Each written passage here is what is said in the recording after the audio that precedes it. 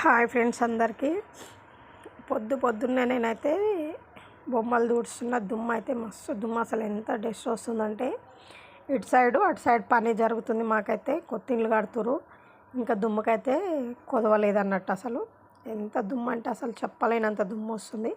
వారంలో 2 సార్లు దూడ్చినా సరే కానీ ఫుల్ దుమ్ము పడుతుంది బొమ్మలకైతే. అసలు రోడ్డు మీద ఇండ్లు అంటే ఇట్లానే ఉంటాయి ఫ్రెండ్స్. అసలు ఇక డోర్ తీస్తే మాకు మెయిన్ రోడ్డే ఉంటుంది, అట్లా ఉంటుంది అన్నట్టు. ఈ దుమ్ముతోనైతే అసలు భరించలేకపోతున్నాం. సర్ది కూడా బాగా ఎక్కువ అవుతుంది అసలుకు. కానీ ఇంకెవరిని ఏం చేయలేం కదా, ఎవరి పని వాళ్ళు చేసుకోవడమే తప్ప. ఇంకా ఈ గ్లాసులు కూడా మొత్తం దుమ్ము అయిపోయినాయి. అసలు అవి తుడుస్తుంటే మిస్టేక్లో ఒక గిలాసు జారైతే కింద పడిపోయింది.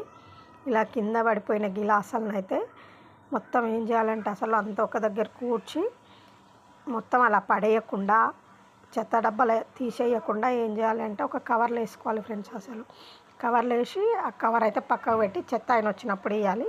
లేదు అంటే ఇంకా మనం చెత్తలనే పోసినామంటే పాపం వాళ్ళు కాళ్ళతోని చేతులతోనే తీసేస్తారు, చేతులు పెట్టి ఒత్తుకుంటారు, కాళ్ళతో దొక్కుతారు. అవైతే కుచ్చుకపోయి చాలా ఇబ్బంది పడతారు. ఈ చలికాలం అయితే ఇంకా అస్సలు మానవు. బీపీ షుగర్ ఉన్న వాళ్ళకైతే ఇంకా అసలు తగ్గదు. అలా చేయడం వల్ల చాలా నష్టమే జరుగుతుంది, కానీ లాభాలు ఏముండవు. ఇలా కవర్లో కట్టి సపరేట్ చెత్త ఆయన వచ్చినప్పుడు ఇలా గాజు గ్లాసులు పగిలాయండి, ఏవి పలిగినా సరే అర్థమైనా ఏదైనా పలిగినప్పుడు ఇలా చేసేసుకోవడం అయితే చాలా మంచి పని ఫ్రెండ్స్. వాళ్ళకు కూడా ఎవరికి ఏ ఇబ్బంది జరగకుండా ఉంటుంది.